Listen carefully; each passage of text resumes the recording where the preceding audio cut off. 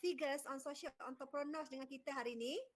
Kita ada Mr. Kuhan Pathy, I could say President of Purpose, member for Chambers, Night President, is it? For Chambers for Social Enterprise,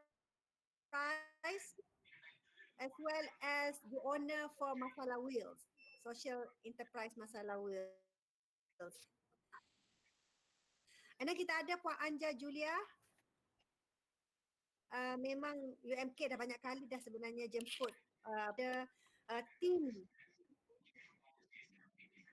Social Enterprise UMK, Social Entrepreneurship UMK dengan our fellow for Beehive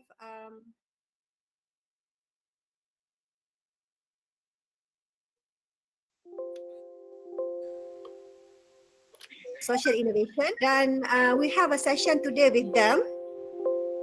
Dan juga saya selaku I could say the team for this project will share. Dr. Nick, dia echo lah Dr. Nick. Chambers, which is Encik Wan Dazrik. So I think the main purpose for today, maybe on the slides, Dr. Nick.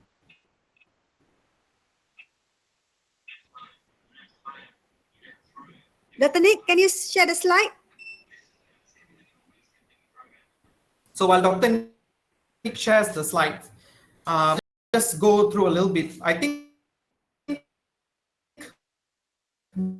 most of us know pretty much about social entrepreneurship business and of course hybrid between the NGOs. And I think during this COVID-19 movement control order, we see quite a number of social enterprises have been able to actually display or portray their true nature of organization, being able to strike a balance between running under the essential services and at the same time being able to reach out to beneficiaries just like any other NGOs. So on the slides, if the slides is ready, then I can just talk on that. I can see the slides. Okay. All right, yeah. Good. So you can see the slide? No, let me just see. Okay, yes. All right, so I think I'm sure UMK being one of the universities that are spearheading social entrepreneurship. So I think this first slide is pretty much just a recap between our social model for social enterprises between the non-profit and also business. So I'll just move on to the next slide. Okay, so for Masala Weels, we were founded in 2015, and our social enterprise actually is pretty much aligned to the UN SDG goals, and we recommend that anyone who would like to have social enterprises established, if they don't have a certain direction or they don't have a certain objective, we will always, right now we work on the first, second, 8th and 17th goal. So we try to capture 4 goals here: no poverty, 0 the goals. Okay, so next slide.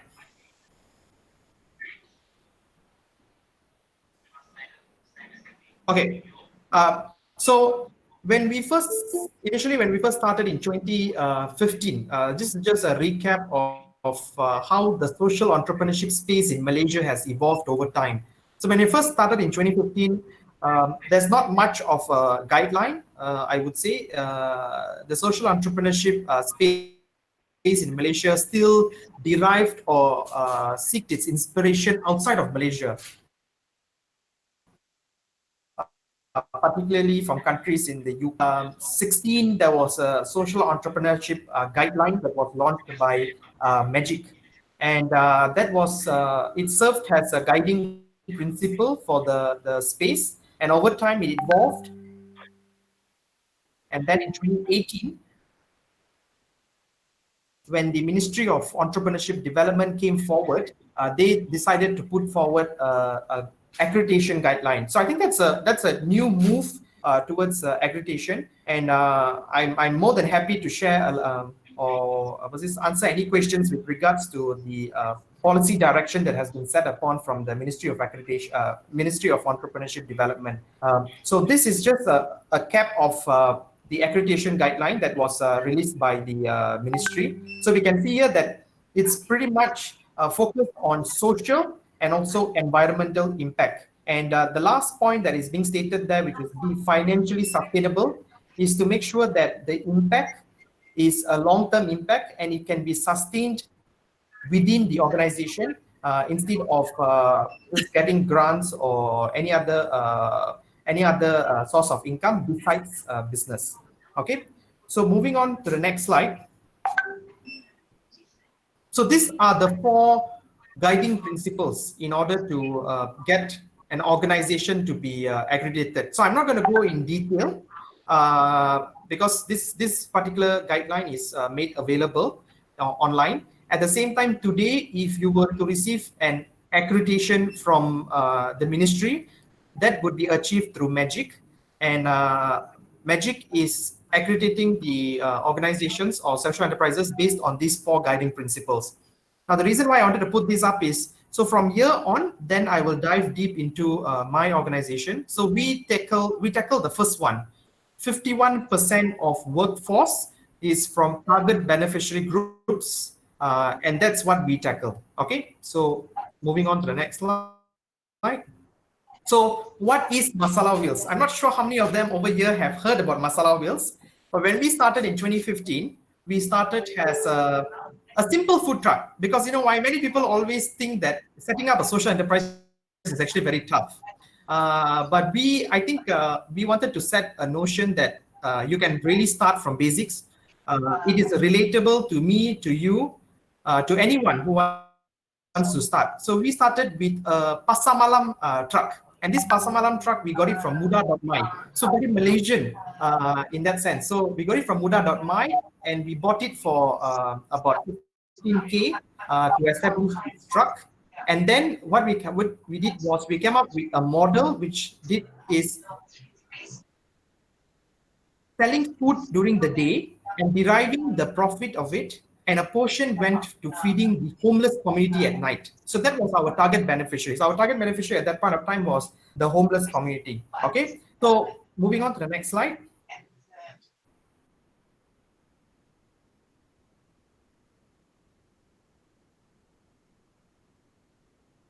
So, but were the main target beneficiaries. So in that sense, we started moving into the areas of at-risk youths, belia, berisiko tinggi. So belia yang have got tendency to go into social ills. Contohnya like gangsterism, drug abuse, substance abuse, dropout category that needed some sort of a help. And then we found that all of them have one common objective. They all like food.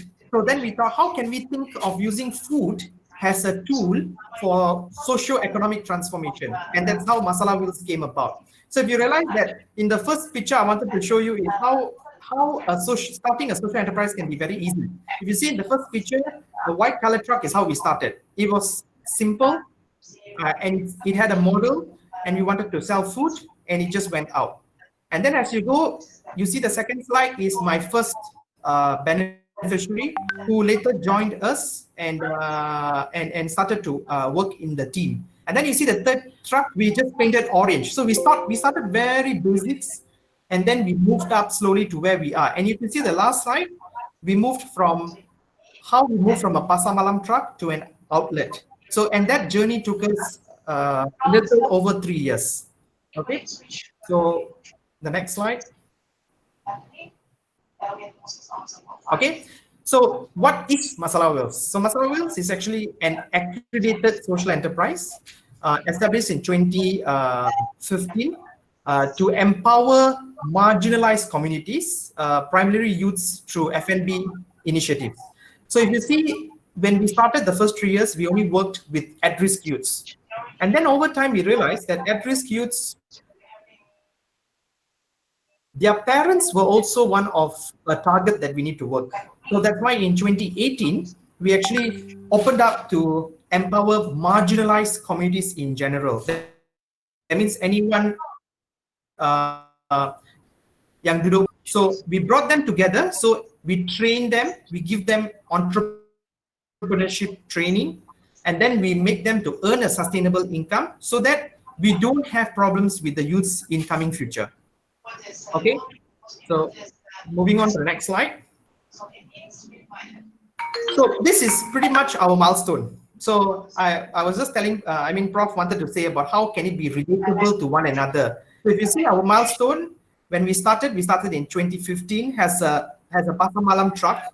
We took a year, almost a year, in order to upgrade our truck, and then we took another one more year in order to set up a cafe, and then from there we took another extra year to set up an impact lab or an additional event space, and then early last year in 2019 we managed to be acquired by a corporate company through a social enterprise share acquisition. And end of last year, we got involved in a program through PUSH, which is co-organized by the Ministry of Economic Affairs and Entrepreneur Development. So if you see, this is our numbers that we try to inspire people through. So 5 countries have recognized this social entrepreneurship model. We have about 40 over publications written. We have empowered about 50 marginalized youths coming from the B40 backgrounds. Up to end of 2019, we have not taken a single grant in order to scale. Only towards the end in December 2019, we received our first grant from the ministry. That is after 4 years in existence. 100% of our profits from Masala Weels is actually reinvested into the organization so that we can actually grow it. And up to date, we have raised about more than 1 million meals for the people in need. So moving on to the next slide. So this is how our business model is.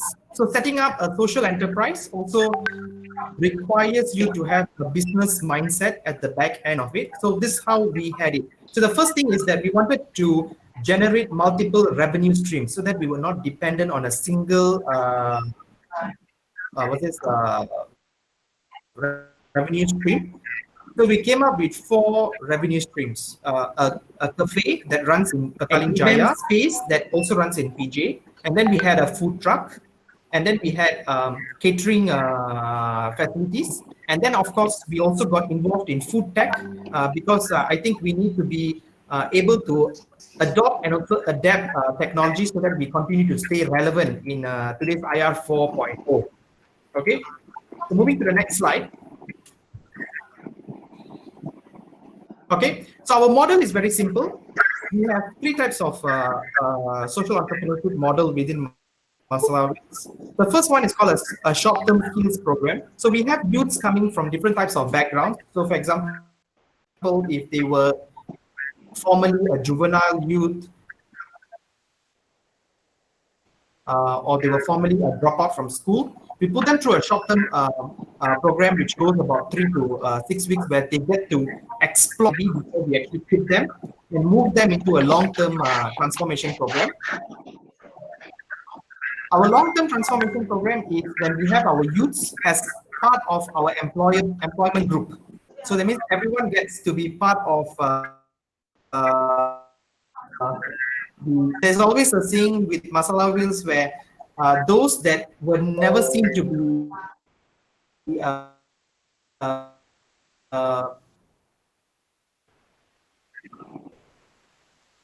light of hope in the community today are actually very hopeful because they tend to send their earnings back home so that their family can continue.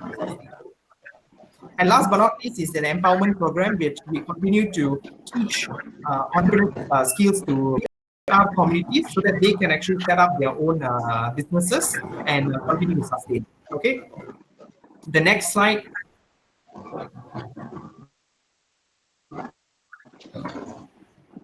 These are some of the recognitions. So sometimes you might wonder who guys are sharing. So these are a few recognitions that we have gained over time.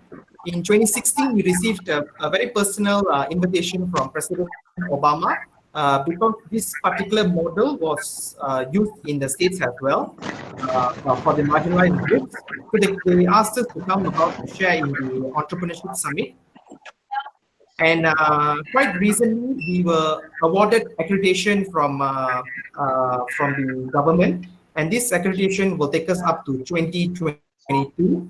And we also received MOF certification, and as we speak, I was also informed that MOF has agreed to give us tax exemption certificate as well. Next slide. So moving on to the next slide.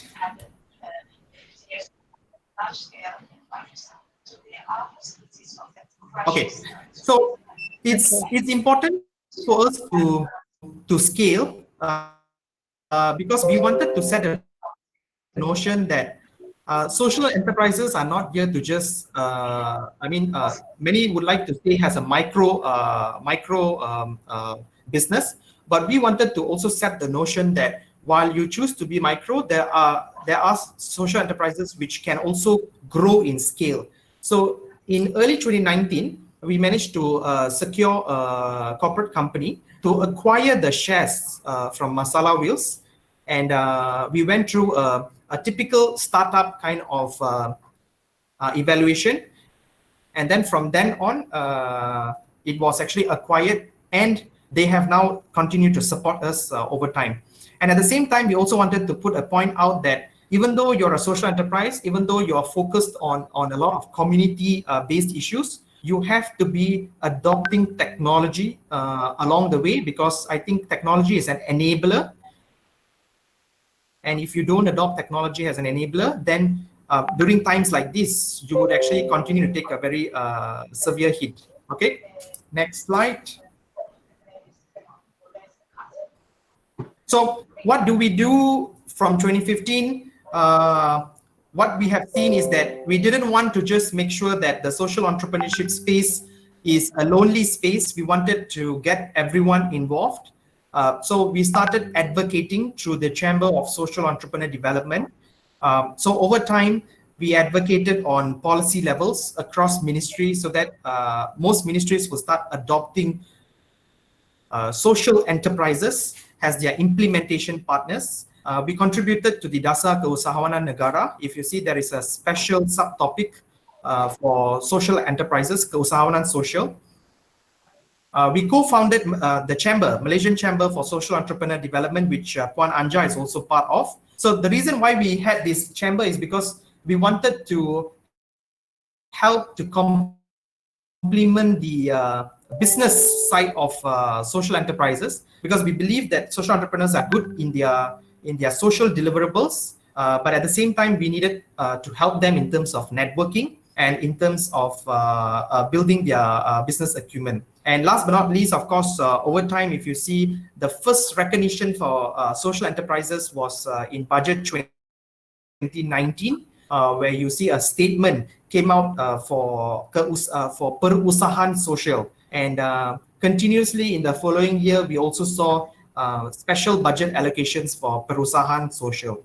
Okay, moving to the next slide. Okay, these are some of the publications or some of the organizations that started to help build social enterprises over time. So we saw the first one was AirAsia, when AirAsia decided to write about social entrepreneurship and publish across all their domestic and international flights.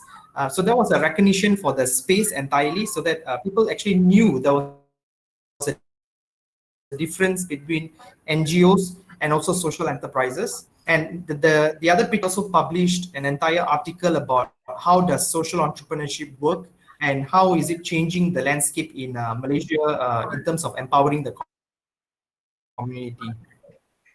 Okay, next slide.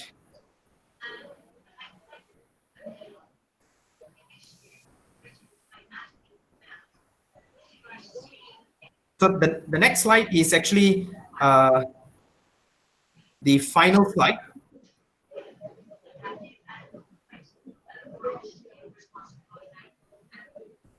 The next slide, 15.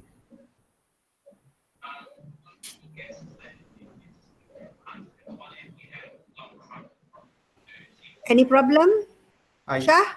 I think Aisha is the one who are controlling the slides. okay. So recently, I think the Magic CEO did mention it's either you pivot or you die. So that was one of the articles that was published 2 days ago. So I think social enterprises are not spared from this as well, because it's either we start changing our business model, or we are going to risk a lot in terms of losing our revenue. So one thing that we did over time is we believe that many people needed meals during this time. And we wanted to truly leave that shared prosperity agenda. So we came out with a concept called Pay Forward Initiative.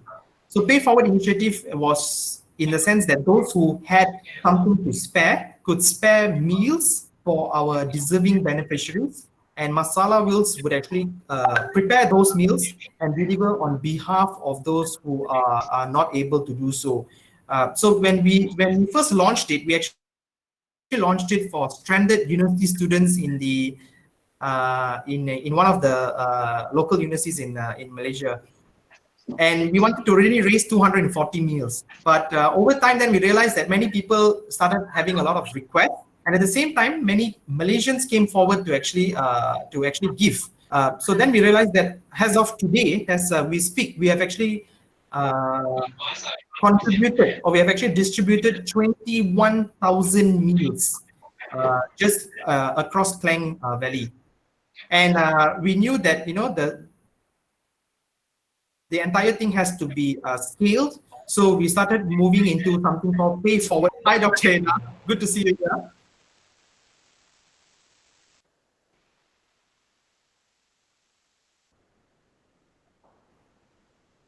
Hi, Dr. Ina.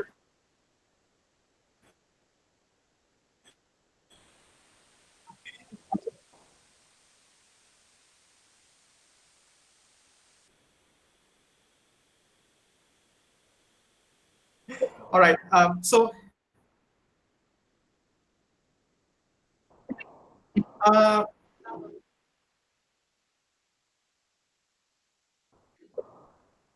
and about social enterprise. Are you playing my slide? Puan Anja tak berapa clear, ada echo sikit Puan Anja. Okay. Can you hear me now?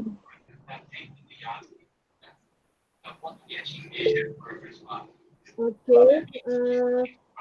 Aisha, itu the new slide that I sent to Dr. Nick.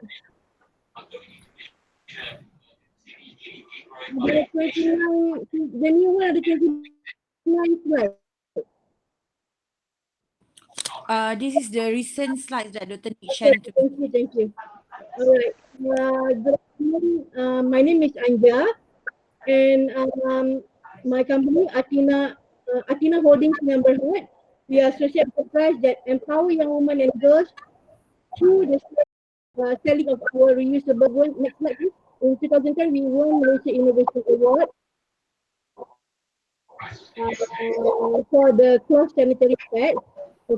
Can I control?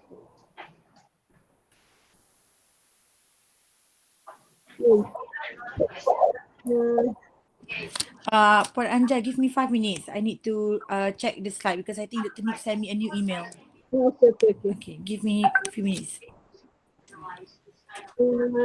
Actually, when I started 2007, it started when I read, I was recommended by my lecturer to read Blue Ocean Strategy in early 2007. And that's when I want to do something and want to do business, I think. But at that time, I don't know what kind of business that I want to do until I come across to a group of members from the US that more into the environment. And then that's when one of the mother announced that she has just made a pet for her daughter. And that was when I asked the question, what do you mean by I made sanitary pad. That's when she said she made cloth sanitary pad for her daughter. So I was like curious and I want to know more. But when they shared with me the pattern, but they are made from just cotton fabric. So when I decided to seriously make some research and want to make and commercial the product, so that's when I to do research via Google to find a suitable for these materials. That's when I found that bamboo fabric there is not only environmentally but and cotton. And I started business in 2000 where I turned the business model into enterprise. Okay, so okay, this is the product. It's a cloth transport and made from high performance fabric. And next, Puan Anja, not very clear your voice. Puan Anja gunakan mic ke Puan Anja direct from the computer, is it? from computer. Or should I? Okay. Hold on. Okay, bunyi dia dah okey sikit. Rasa kena jauhkan sikit daripada komputer kot. Okay. So in 2010, we won Malaysia Innovation Award, and that's when in 2011 I received some on newspapers. And September 2012, I was contacted by a group of missionaries from Sabah. That's when I learned about girls that can't afford to buy sanitary pads. This is the term that we call period poverty. Next slide, Aisha. So then November is where we actually send the product. Next, to a place called Nabawan in Terminal Sabah, and we have actually sponsored a free of sanitary products to the girls, to young girls. Uh,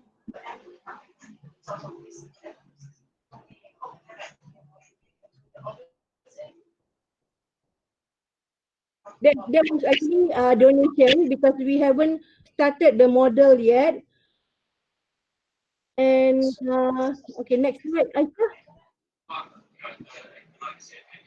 So these are among the 33 girls of the first institution just disclosed in 2012.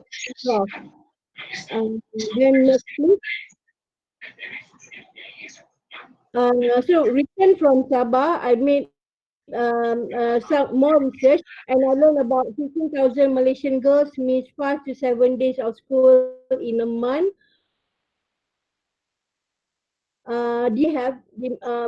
They spend more on food or other things, but pet is something that they like don't want to spend the money. I mean, they spend it to on other things, and they don't mind miss 5 days of school rather than buying a proper sanitary pads. And 20, okay, next slide. So our sanitary product is actually help to remove the monthly challenge faced by the girls by providing a sustainable solution, which is the washable sanitary pads. The pads can actually be used 5 to 7 years. So when we sponsor to a 13-year-old girl, it can be used up to when she is 17 years old. It is made from high performance fabric. Next slide, please. Okay, this is our team. You have from left is Ratna, who is in charge for our social media. Then Hassan, the CEO. In the middle is Puan Fazlina, who is the business development director. Myself, the founder, and Jacqueline is our curator or training director. And we have also our admin staff behind. Next stuff, next slide.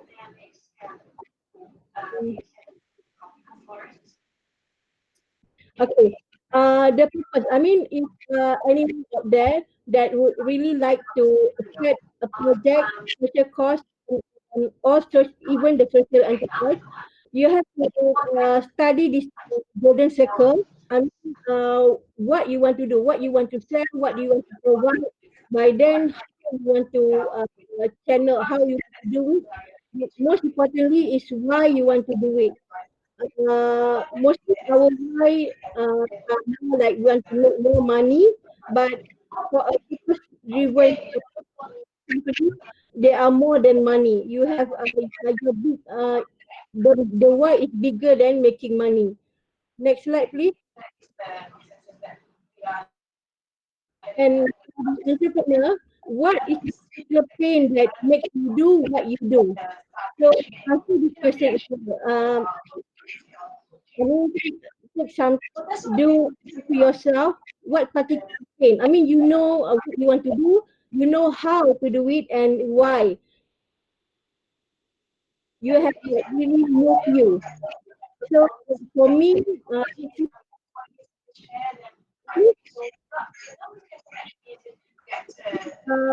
for me, I was a college dropout back in 1992. Just, I mean,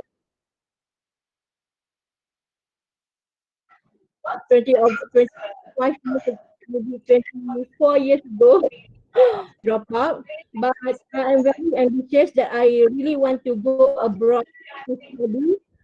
And back in 1996, I actually do crowdfunding. The crowdfunding at that year was like knocking from door to door. I literally went and asked for money, and it took me 8 months to finally got enough money, and I went to Ukraine to in UK, and I decided not to learn, not to join any program because in the decided to learn and do a lot of work just to survive. But return to Malaysia, I know that I mean having I mean you need to be educated so that you can empower more people. So finally, I decided to uh, go back to school and finally graduated. And the ambition to go abroad is when I moved, got into working with a multinational company, and yeah, from that company I got made an opportunity to travel. The problem here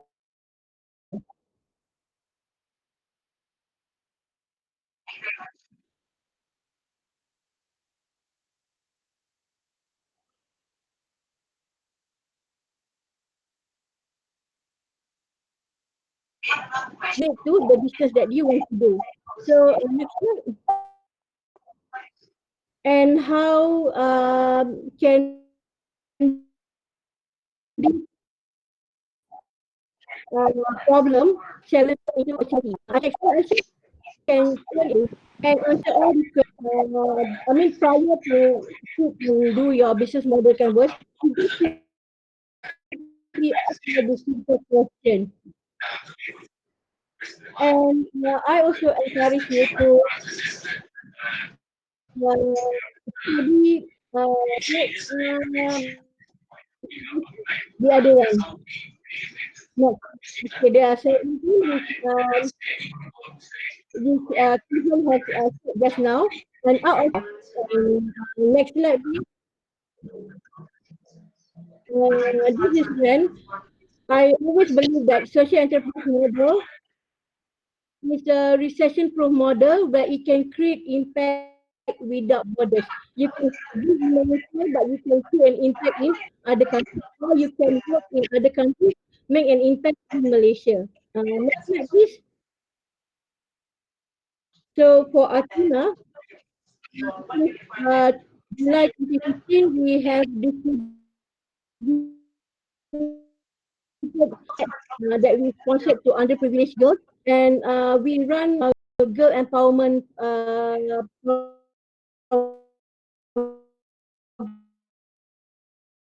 the group that we are being involved. And supposedly this year we have reached another 2,000 girls, but has to be postponed after July probably due to MCO.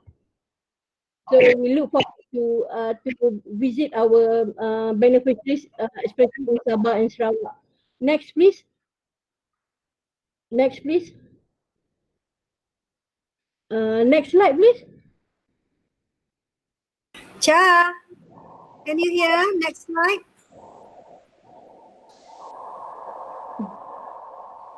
I think Aisha has gone. Okay, thank you. Okay, any questions so far from the floor? The earlier slide.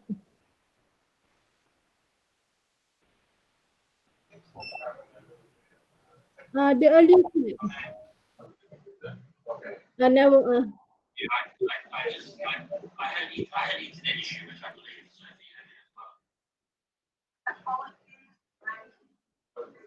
Uh-huh.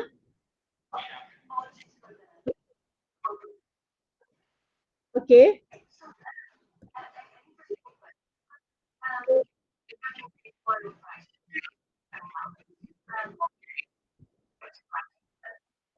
Okay. Can I finish the slide?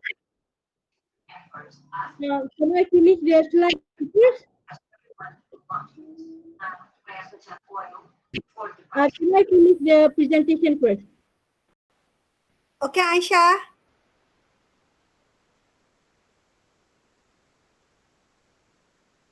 Okay, Aisha. Yeah. So our revenue stream for Ethena, we started two-thirds of our revenue stream from corporate, and from selling our program, and one-third from the retail. But now, Alhamdulillah, we have actually moved from two-thirds of the revenue stream from retail, and one-third from the program that we sell to corporate. So we have been moving from very close to focus more on our retail, and we have now that distributors in many countries, especially in Europe. Next, please. And we have also scaled our impact. We used to run program with girls, with young girls, age 9 to 12, 11 to 17. But now we have also run women economic empowerment program thanks to Asia Foundation, that our first corporate partner that work with Ethena to run women economic empowerment program in Sabah.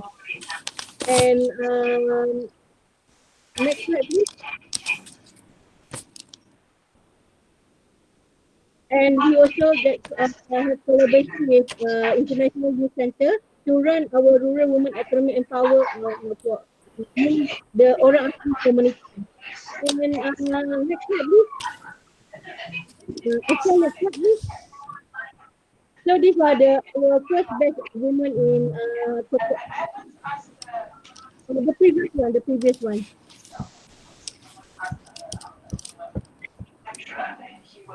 Okay, these are the first batch of the women in Sabah, in Kota Belud, where we If you cannot use your mic.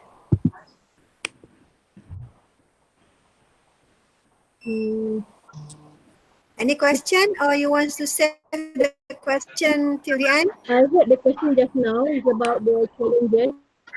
Okay. Definitely all of us entrepreneurs, we have our different type of challenges, but for me, um, to receive resistance from our from the woman itself, to adapt like thinking to switch from disposable to reusable product.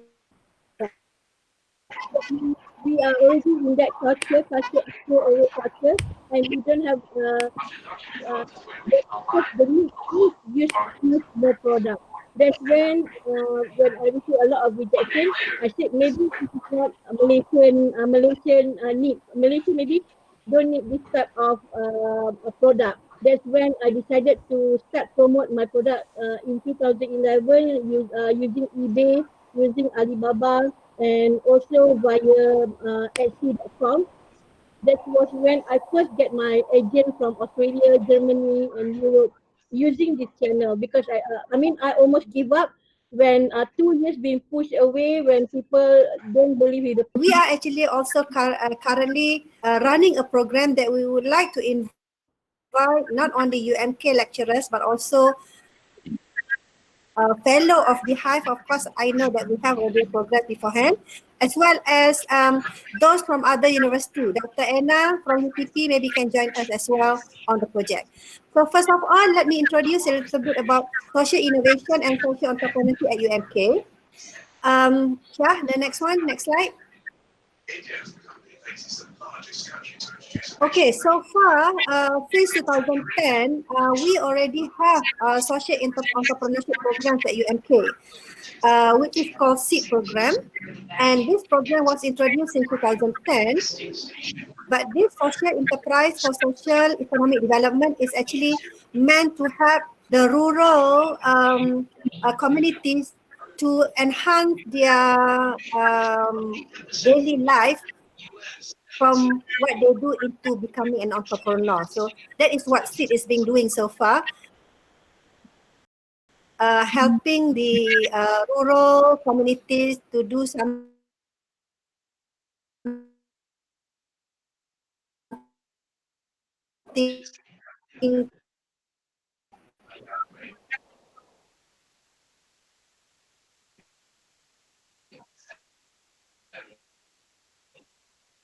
to get out from the poverty line by doing business. So second is starting in 2013 until today and was granted by US state of government. And from this program, we have sending our students to Bapsen. We are also bringing women for IVLP program under Weels. Okay? And then the third one, we have UMK Social Business Development Forum, which is in 2018.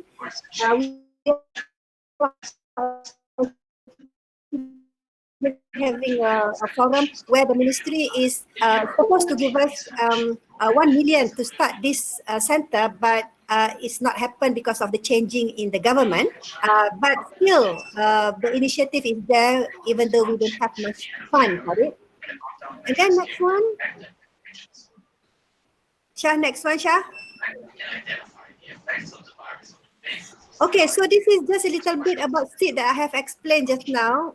It's a community enrichment, promoting social economy, enhance economies of scale of the marginalized group through social entrepreneurship engagement.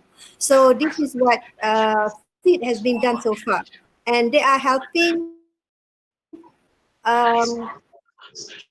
quite a few entrepreneurs you today, but this is one of the successful programs that we have at UMK as for now. Okay, next.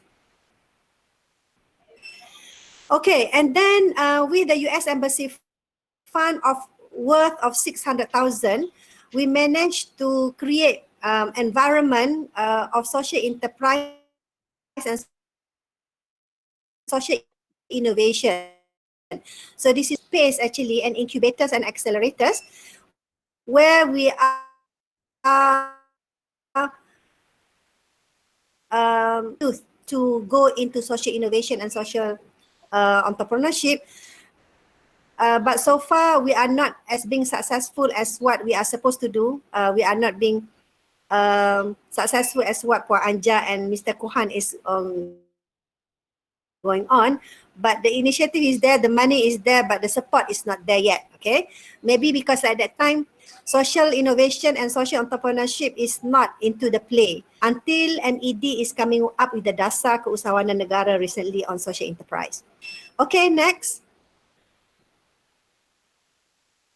And then in 2018, actually the minister, Datuk Idris Yusof, come to UMK to ask UMK to champion social business. And they promised to give us 1 million to start a center. They call it social business center, which is this social business center are supposed to advocating social entrepreneurship and identifying social entrepreneurs, not only within UMK, but also outside UMK. And we are supposed to organize an event to engage inspiring existing social entrepreneurs through event. So if Puan Anja remember, you were invited to this event to speak on your experience and so on, okay? Yeah. And yeah, so and then we are supposed to create certified social entrepreneurs to become a coach and mentor through training social entrepreneurs. So far, nothing has been done yet because as for now, it was under UMKB, but since May 2009, which is I'm heading now, so we are working towards that to create a trainers for social entrepreneurs, and we are calling upon mentors like Puan Anja, like Mr. Kuhan, and probably a few more from other institutions. Okay. And of course, eventually, after the training, all the trainers has to come up with a business that developed within the institution. So the trainers are supposed to insisting and developing social entrepreneurs through consulting and businesses. So this is actually what these centers are supposed to become. First of all, we're going to establish trainers and coaches and mentors. And from there, we are going to develop social enterprise from our lecturers or from our students as well as fellow entrepreneurs, especially youth who are actually inclined towards social entrepreneurship. Okay, next. Cha, okay. All right. So this is the current ongoing projects of social entrepreneurship that have been done at UMK. One is called Social Network Lab, which is actually under Institute of Poverty Management, INSPEC. And there are a few grants that we gave, actually MOE from my institute gave it for under SNL project. They call it Social Network Lab project to help marginalized community like orang asli, asnaf and B40 to make entrepreneurship. I mean, we are going to give them rod to fish, technical and entrepreneurship knowledge to them so that they can be independent and have their own business by themselves, you know. So sama ada apa buat ikan keli ke. We have a project ikan keli, we have project pisang and so on. And then currently we received 2.6 million from MOF under what we call it UMK MOF Social Innovation Project. So there are 30 knowledge transfer program from this project that will be transferred to B40 group. And then, of course, our aim also to lead the B40s to become entrepreneurs.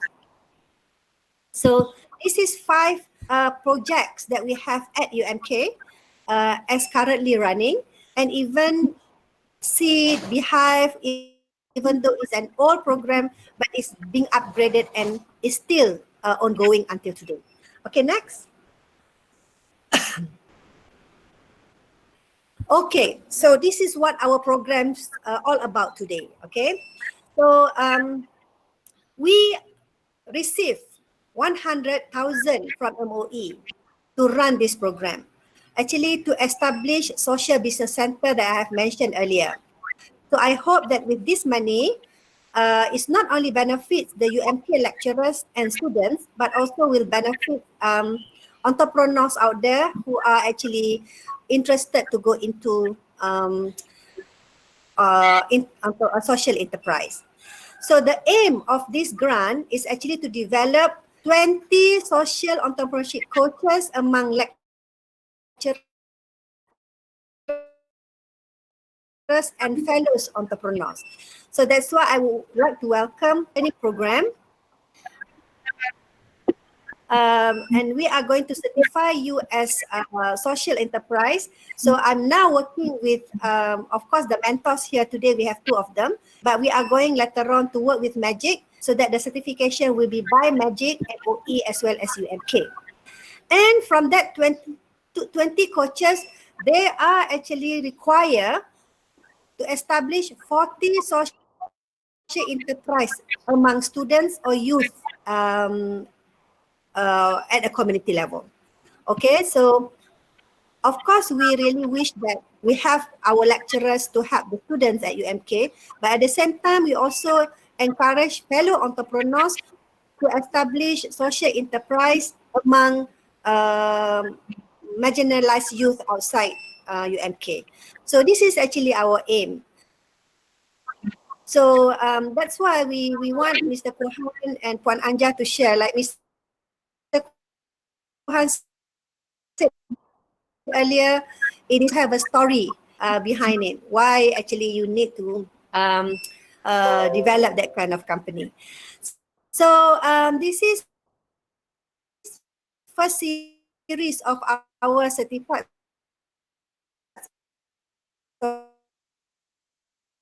social entrepreneurship innovation training. Still, our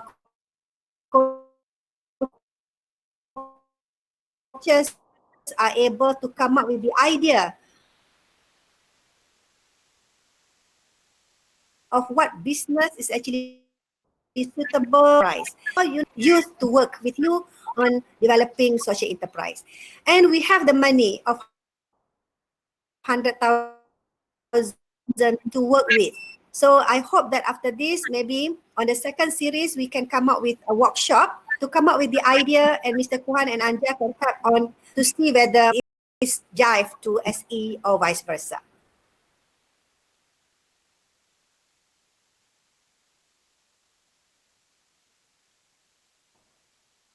Okay. Okay, next. Okay. So far, 6 programs that we have is just a program to develop and to help to boost the economy rather than to actually forming a business. So, certified social business. So, these are the success story of what we have. We have Fitopia. Dr. Mat, Cik Mat, are you here? We have one company under Cik Mat from UMK Jelly, under Fakulty that established a company called Fitopia. So Fitopia has basic accreditation already with Magic to become social enterprise. So they are actually in the process of evaluating as full accreditation. So this is one example of social enterprise at UMK.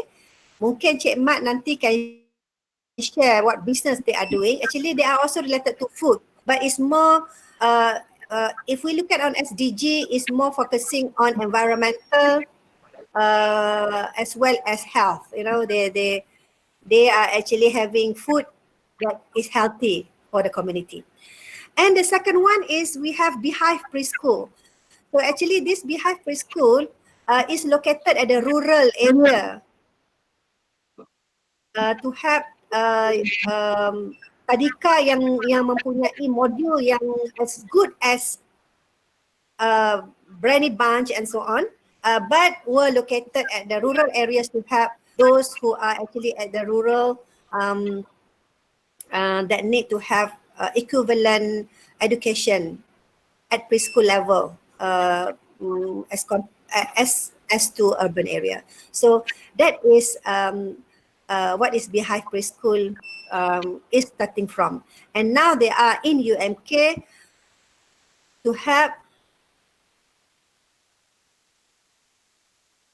children closer to them at the campus. So okay, that are the two success story. Even though the success story is not as success as Mr. Kuhan and Puan Anja's, so maybe this is the stepping stone for us to go further. And I would really wish that our lecturers here can come up with the idea of what are the projects or business that we can do in order to boost social enterprise. And I have spoken to NED under Datin Syahirah, which is a social enterprise SBU. We are going to have anugerah keusahawanan sosial by end of the year. Kalau COVID-19 ni okay, then we are going to organize satu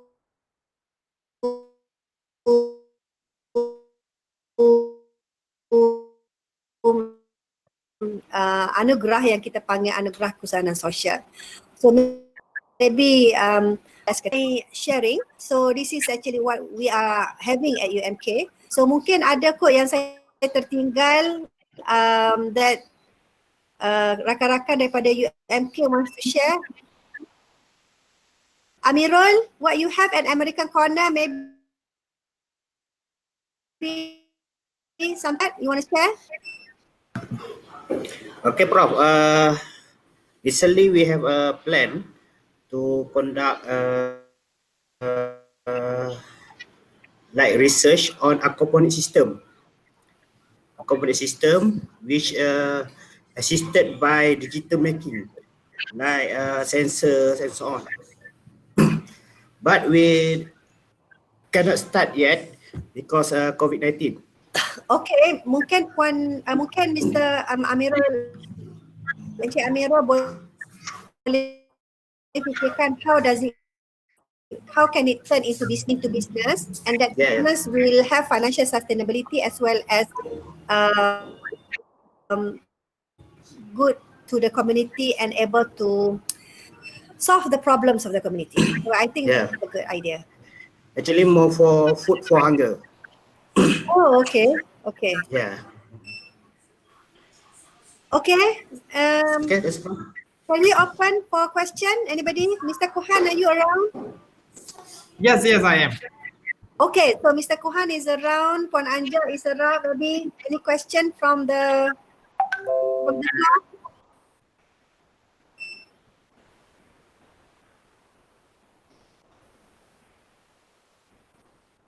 Ada persoalan? Okay, chat.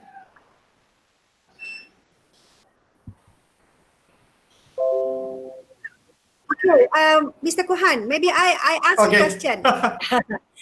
If let's say we want to start thinking of having social enterprise, can you share with us? Macam contoh kalau katalah if I buat restoran and my restaurant is giving nutrition food, will it considered as social enterprise? Okay, so number one is it's actually dependent on the it's very much dependent on the social objective that we're trying to achieve. So let's say if we are going a nutritious food, so who is our target beneficiary? That would be the first question. What are we trying to achieve in terms of health metrics? So if we want to make it a very sustainable approach, I would always there is something called on health. There is a metrics for health. So what we do is then we just take the metrics from health, which is available in that goal, and we tie it up to our social model that we want to build for this particular social enterprise. And then there must be a certain targeted beneficiary, and that can be a social entrepreneurship model. I see. Okay. Okay, Puan Anja, you want to add something? Can I ask question? Yeah, sure. Okay. To Mr. Kuhan. Okay. Yeah. Okay, Mr. Kuhan, I have two questions. For first question is it possible to replicate this program? For example, your models and your procedure. Maybe you can share to the others that share the similar social impact.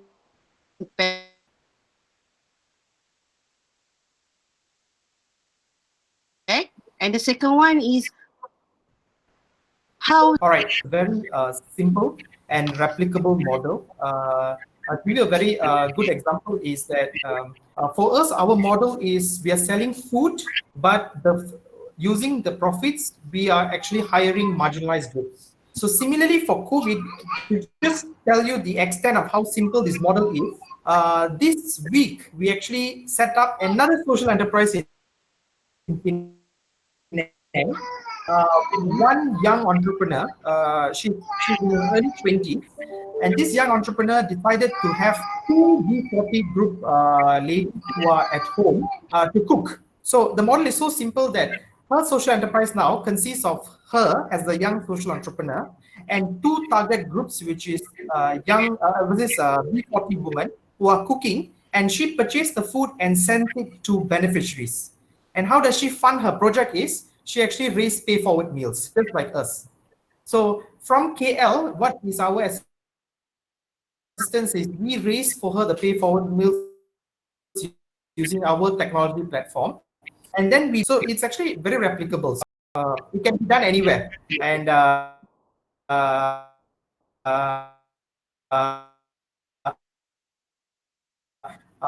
mean, there's no IP where we all collaborate with one another to make the entire space a much better space for all. And I think on the second question just now was on,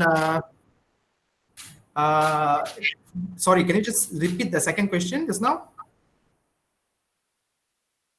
Okay, how do you measure your success? Okay. For example, from financial impact, social impact, or so I think I'm more than happy to share some of our failures first before I go into that, right? So when we first started social enterprise in 2015, we didn't know how to measure success. Hiring people from the category of youth at risk and giving food out. That's it. So we don't know anything much.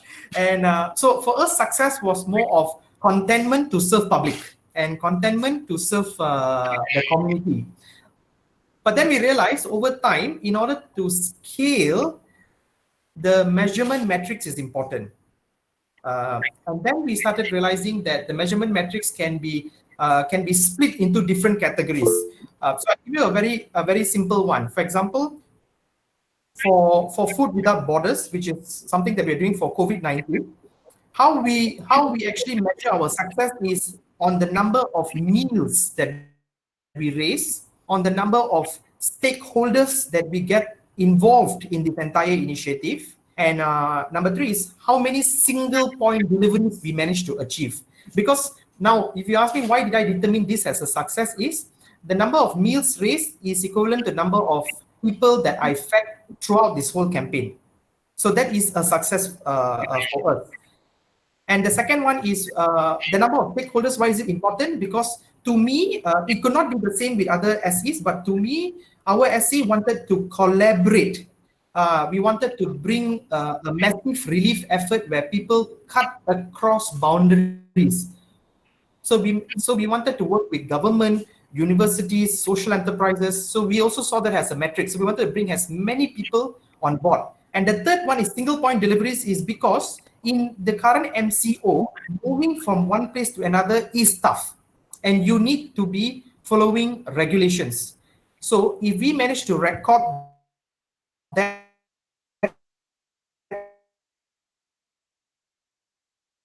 numbers and to indicate point is quite heavy. So these are the three ways we measure. But as I think if you ask Anja, she would have a different way of measuring, because the definition of success for each SE is pretty much based on their own model. Okay, thank you, Mr. Kuhan. Any more questions? Mr. Kuhan? Prof, ada satu, Prof. Boleh ke? Okay, Dr. Zul. Okay. Okay. Zul? For both of you, this question in terms of operation, because in SE, the main thing is about maintaining certain level of resources, especially human resource, I would say. So there's a skeptical opinion about SE whereby there's a high turnover of human resource in SE. The first question, how do you experience this? And the next question, if you experience this, how do you way of managing this high turnover of resources? Human resource, I mean. Kasih. Okay. Puan Anja, want to go first? Okay. Ethena, when I started, I was alone. Shop sendiri, buat business shop sendiri. But I realized after a few years, I mean from 2010 and become full time 2012, 2013, 2014, I realized I made a lot of loss because I don't know I have no background on financial. I love to do marketing, I love to do sales, but my weakness is on the filing all of this lah, on the accounting part. And because my background is in human resource, and but when I identified my weaknesses, that's when I invited my two now partners back in 2015 to come on board. That's when we changed and when I also decided to run it as a social enterprise, July 2015, and we decided to change the name. And that is also when we decided that Hasno, the current CEO, to take lead the role because her experience with Tanchong is more on operations, more on she have that strength as a although she's the youngest, but she have that strength. And my role is more on community. I love to meet people and I love to do marketing. So that's why until today I still hold the same role. And Fazlina being she was a programmer and also a financial consultant. That's why she take up the business development role. And for the resources, three of us, we all know our strength and weaknesses. We all do our profile test. And when we decided to start hiring, we do the same for our newly hired employee where they will go through profiling test, and this person will do we are taken care by individuals. So for example, the first the girl that we hired, she is more she have my personality, but she is report to CEO because I cannot monitor someone that have the same profile with me. It need to be monitored by other profiling. So we are happy that the girl that actually we groom now run her own social enterprise. Although she made the same product with us, but I'm happy to see that from beginning we have actually empowered a girl who is actually from Sabah, and she taking run her own social enterprise. And until today, we don't have like staff turnover. We don't have staff who leave our company because we have been like from the start we have identified the right candidate, and that must have the same values. We cannot. There are so many, good candidates out there, but we only hire candidates that have the same shared values with us and the right profiling. Okay, thank you, Anja. Puan Anja, Mr. Kuhan? Okay, so for us, I think we have two different categories. So the first category is our beneficiaries. So I would agree that we do see quite a high attrition rate where people come and go, and the flipping in a social enterprise is quite frequent compared to any other organizations. Because I think it's very simple. Social enterprises is not as sexy as tech startups because here you work pretty much with the community. So for us beneficiaries, we acknowledge that it is it is a dropout rate in social enterprises. and we try to learn along the way because it's a very new industry per se. So we try to understand the gaps. Why do they leave? Probably not their area of interest. So that's for the beneficiaries. But for the young graduates, we realize that many people have actually started having an interest in terms of being in a career with purpose. So they just don't want to be in a career which is very much KPI and profit driven. So they want to be in a career which has its own purpose, and they want to live with it. So we now, in order to address these attrition rates in the management side, we find these sorts of individuals. So we identify them very upfront. We do not commit to anyone. So if you see now, for Masala Weels, you have to join as an intern first. We do not take anyone as an employee right away. Because we would like to give them an opportunity to explore whether social enterprise is what they want. If it is not what they want, then we are more than happy to assist them to get a different position elsewhere. But along the way, we have seen some people who have come and gone, but we have seen some people who actually develop the interest. That's the one that stays with us. So we have had employees who stay with us up to 2 to 3 years before they go on to their next role. So it's more about understanding what drives them in order to stay. Yep. Okay. Okay, Mr. Kuhan, I thought that your staff is also the staff that you have is also part of the SE model, right? Correct. So we have two categories. We have the management category, and we also have the beneficiary category. So the beneficiaries are the ones who are actually in the front line serving. So they make up the highest composition, almost 80 to 90% of our staffing. And the other category inside of it. Okay. Okay. So any more question? So we have, maybe the line is not good. From 43 participants, now we turn into 34 participants. But it is good. Can I have the last question, Prof? Hello. Can I have the last Hello. I got one basic question. You see a lot of people who want to venture in this kind of things, like you're in NGO or you're doing a postgrad or like this social entrepreneurship stuff. Support from the family is very important. So how do you convince your family?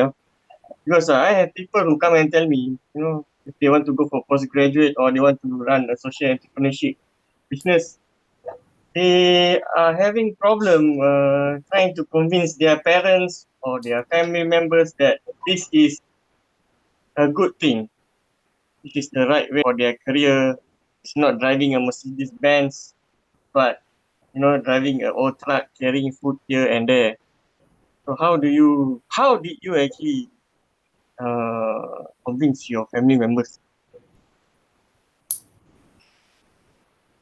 Okay, no, I'll take that first. So I think it involves a lot of perception change. Why it involves a lot of perception change is that's why if you see some of the things that we try to do collectively in this space is we try to see that social enterprises also can go through acquisitions. We try to put up that forward. We have a very good colleague of ours who runs BGPG initiative and also Mereka. They have also set forward the forefront for social enterprises, where social enterprises can also go tech-based and they can also be very profitable. So it's a lot about perception change, where I mean conventional parents would be very worried that it's not a space which would give you future. But over time, we have seen that many social enterprises have continued to exist for more than 10 years now. So it is there to stay, but it's more of how do you convince and also get involved in a change of perception. Unlike an NGO is probably not a full-time thing for many people. But social enterprise, what we are trying to do is, it is an alternative career for many people right now. Mr. Kuhan, I think many of us here is still confused about social enterprise, which is registered under maybe sole proprietors or partnership, or even limited companies with association, society like NGO. So can you please clear between these two? Because people always say social entrepreneurship is about giving charity, helping people. It's not profit oriented. So that's why maybe question from Dr. Jaya just now is that parents don't understand. They thought social enterprise is only volunteer work. It's Correct. not profit oriented kind of businesses. Can you explain to them on that? True. So that's why. So we have three different models, right? We have the NGO models. NGO is it's like a non-profit kind of organization, and then you have the business models, which is profit-driven, and then you have social entrepreneurship model, which is a hybrid of both, like a chameleon, which takes colors on both sides. To answer that question, the reason why social enterprises exist is because you want your social objective to continue in a sustainable way. So, for example, now if you're an NGO and your NGO is championing the rights of refugees, for example, but how do you champion the rights of refugees is through probably through public donation, or probably through small initiatives or projects that you do, so that you can have income to support the refugee empowerment. Now, businesses, they do support refugee empowerment as well, but they do it as part of their CSR. It's a requirement for them for probably for tax exemption or to get their employees in the CSR. So that's what they try to get for. But that's not long term, because they are doing it for a need basis, and probably the following year they might no longer look into refugees. They might look into low wage earning communities. So there's no sustainability. That's why the social enterprise model exists. So why this model exists is because you have that objective, you want to have that objective, and at the same time, how do you make sure this objective is sustained? There is an acceleration curve, or there's at least a curve that flattens throughout the existence of this objective. So, for instance, now if we have Picha Eats. Picha Eats is a social enterprise as well. So they have existed for 5 years, but they have existed to champion the rights of refugees. Now they are not going around to ask for donations, but what they're doing is they form a sustainable income for the refugees by running a business model on F&B. So what happens now is that they earn an income for the refugees, and at the same time they earn an income for their business staffs and business administrations. So I think that is a career choice for young graduates as well, because they're not doing that for charity, but they're doing that for a career with purpose. That means they like the social objective behind it, but now it becomes part of their career, and it's a paid career as well, because you are running a business, and if you make profit based on that, you will get what you get.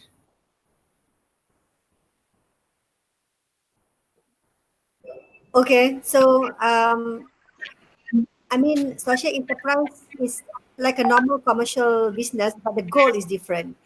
So as you know, so far as a finance lecturer, I always explain to my student is the goal of business is to maximize profit. But now the goal is different. The goal of a business is actually to help the community, to solve the problems, and to be good to the community. So maybe I think this is what we have to understand about business nowadays, and of course social enterprise. Maybe because we have another maybe half an hour, if there's a question. Our program are supposed to be 2 hours from 3 to 5, but if there's no question, then we can stop earlier. But if there's any, I may want to open the question. Anybody? Hello, Assalamualaikum, Prof. Okay, who is this? Mana muka? I'm Shahrin Nizam from UMK. Okay. Okay, Prof. I just want to ask you, our panel. Then nowadays we have a several type of business entity, right? So which one is the most suitable entity to suit for the social enterprise characteristic? Which one is the most suitable business entity to suit for the best structure for social enterprise? Do you mean between sole proprietor, partnership? Yes. Yeah, okay. And Okay. second one, do we need this just the panel's opinion? Do we need a special business entity for social enterprise in Malaysia? Like in UK, they have a community interest company. In US, they have a benefit corporation. And do we need the specific business entity for social enterprise in Malaysia? Well, Mr. Kuhan, maybe you can share what entity is your business? Okay. Anja? Yeah, I'll just point my. We run on Kendran Berhad. But to explain this, I'm going to give it to Puan Anja because Puan Anja is also part of BNI, so she can explain this well as well. Okay, my company is, I started back in 2009 as an enterprise, then 2011 registered as a member heart, and 2015 when decided to change the model, we continue as a Sendian Berhad. But for you, if you haven't started anything, I would suggest that with a small project. Uh, I mean, how from there you will learn how to understand the model. How start a small and start with enterprise. You can sell anything, you can provide service, but the beneficiaries can be from other groups. For example, you can do a consultation company. You can do consulting, but beneficiary it can be beneficiary from other social enterprise. For example, you can work with another social enterprise, probably with salary, and to continue give an impact to the you at risk. So don't worry about whether you want to focus on the business or focus on the problem. Business can start if you have a small team, start with enterprise and clearly know how you want to make money because in the end you want to be more sustained and get the right team, the right support, and if you want to really solve a social issue, study what kind of problems that we have here in Malaysia and how the problem relates to you in a personal life. Like for me, why I choose to empower young girls because at the age of 22, I was a college dropout, but at that age, I know how to respond. But for a 14-year-old girl, they just react by dropping out from school. So that's when I want to be the person that want to reach out to this girl because I've experienced that. So go do some reflection. You revisit your personal experience when you were at primary school, secondary school, something that if in one scenario and you wish someone come to you and help, who is that personality, that hero or heroine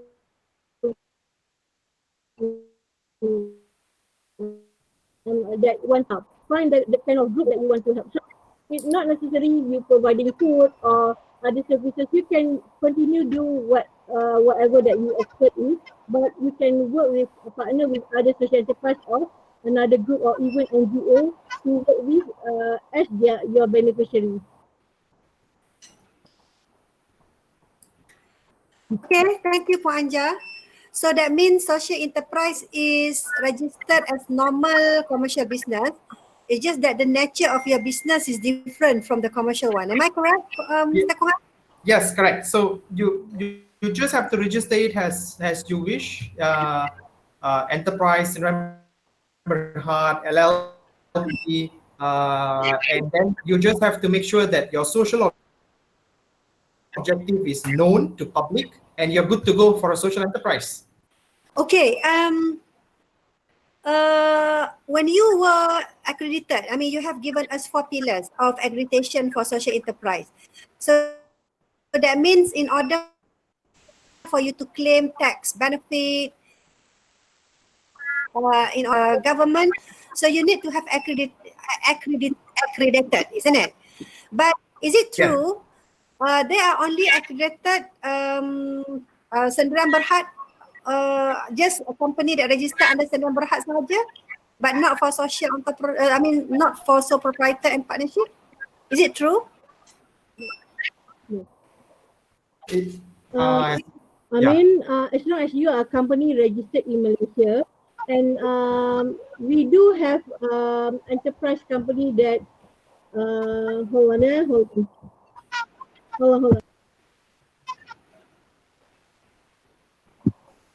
You can be sole proprietor or enterprise as long as it's registered in Malaysia. So as long as you are registered with the ROC, SSM, which is Registrar of Company or Syarikat Suruhanjaya Malaysia, as long as you're registered with them and you obtain your accreditation from MAGIC, you should be eligible to apply for tax exemption. Okay. Anyone have any more question before we end up our session for today?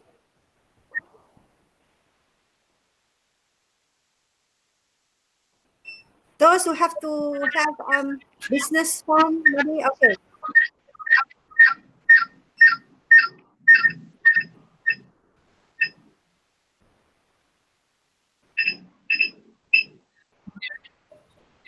Okay.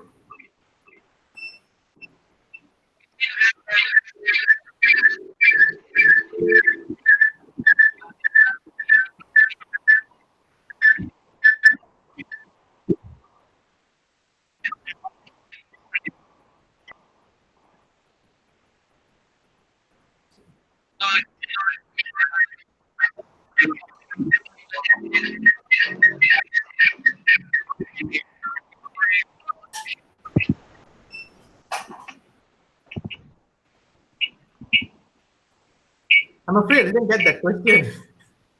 Sorry, Dr. Nick, because it's quite blur. So maybe you can say it again, your question.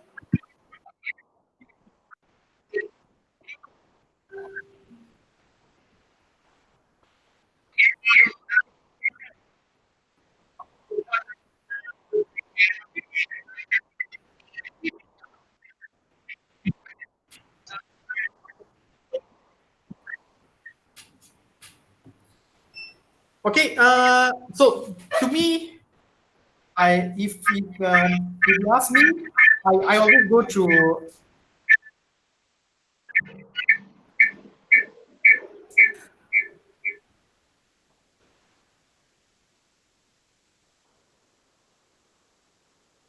it as an echo. Let me just see. Okay, all right. Now come.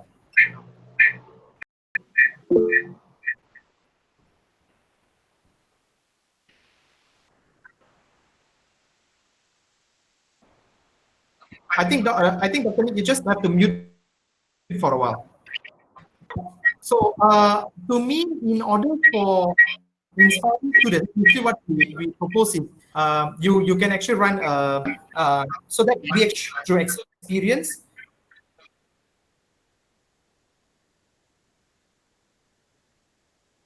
So that helps us to where what happens is that the students who would like to establish their own social enterprise, they would be able to understand the entire model in person.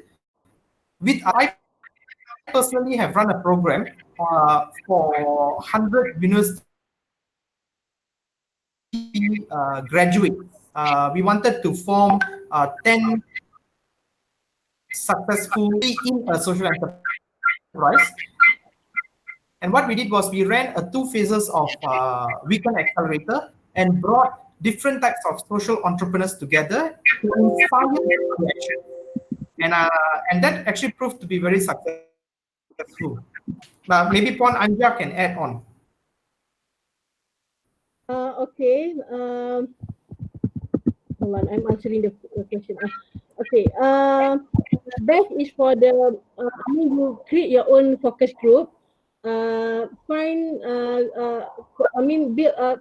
Create a group that want to tackle on certain issue. Maybe one group and get mentors.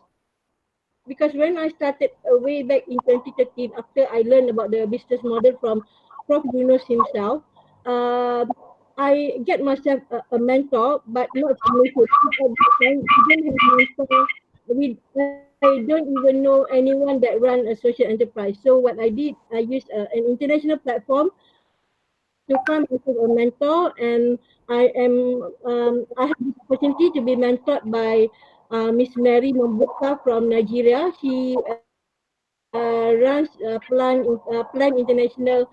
It's a international organization worldwide, but she's more on girl empowerment. That's when I had her as mentor.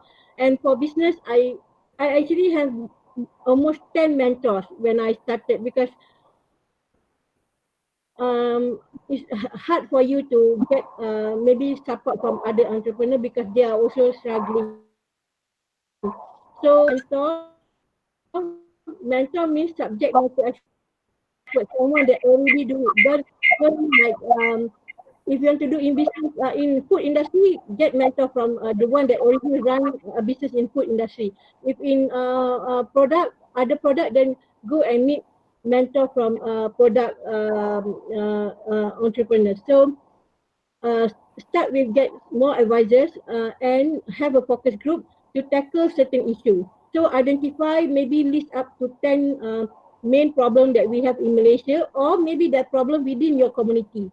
And start, I think focus group works. Yeah.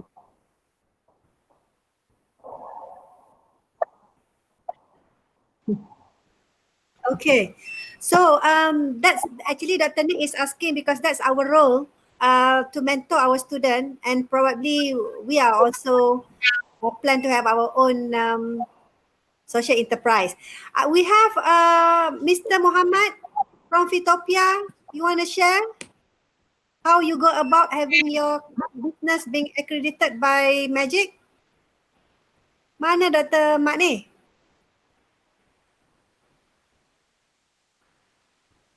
Tak ada, okay. Hello. Okay. I cannot switch on my camera because PKP, nobody showered nowadays. Orang nak tengok muka handsome you. Tak boleh, Prof. Okay, so thank you so much for the sharing so Fatopia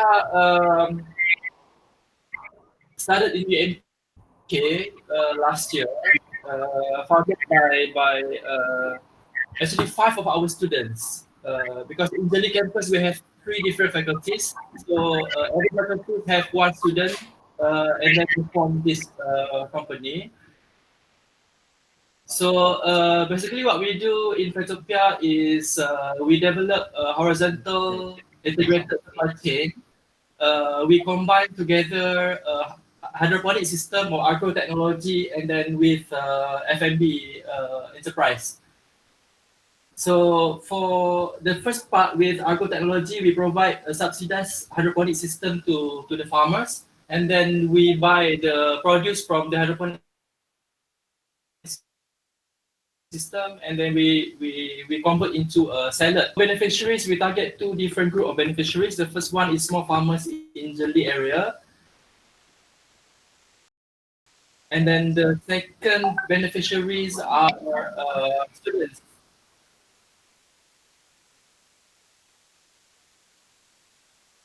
From the Popis community.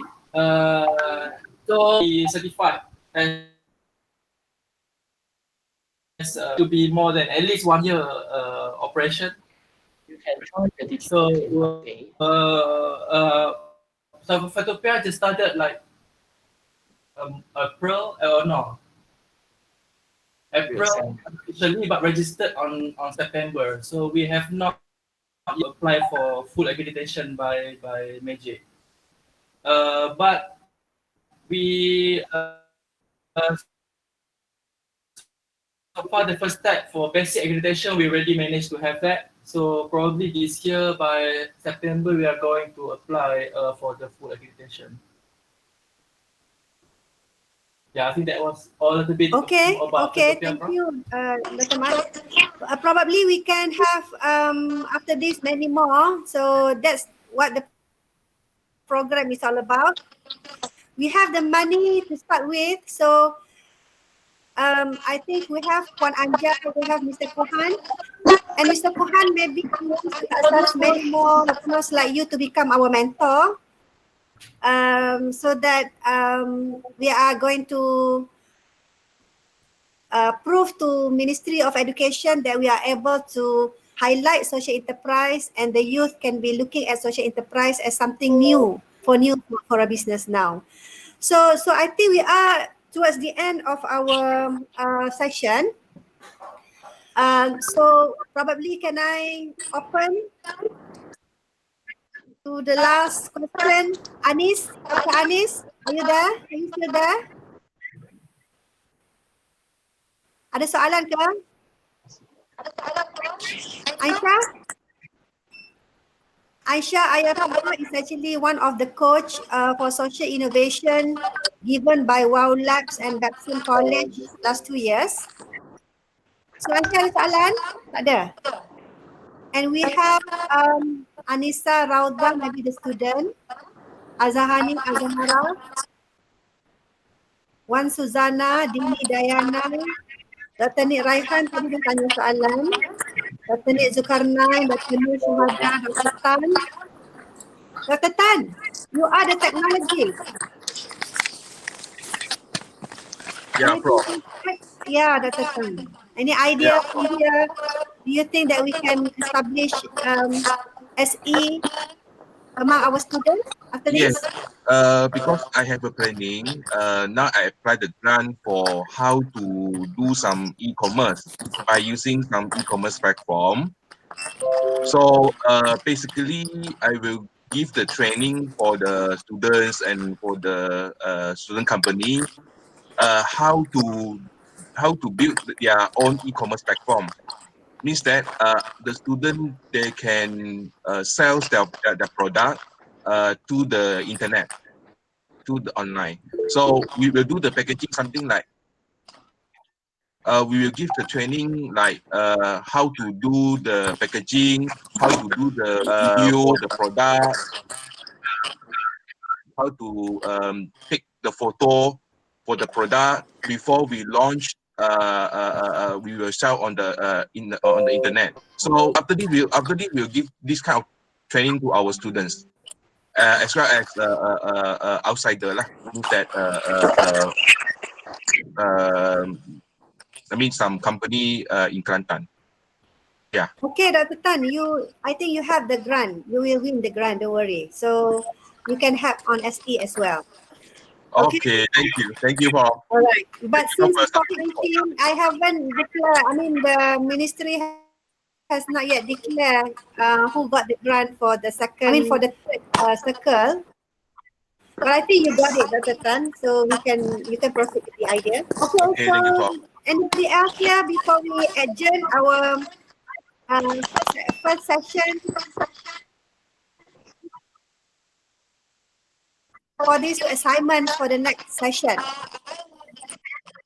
Okay, so maybe I hope that Puan Anja and Mr. Kuhan can still be with us to evaluate the assignment that we're doing. Cuma lepas ni, if anybody interested or your emails, I will email to you, and then I will from here I will identify the team that will be proceed with the program.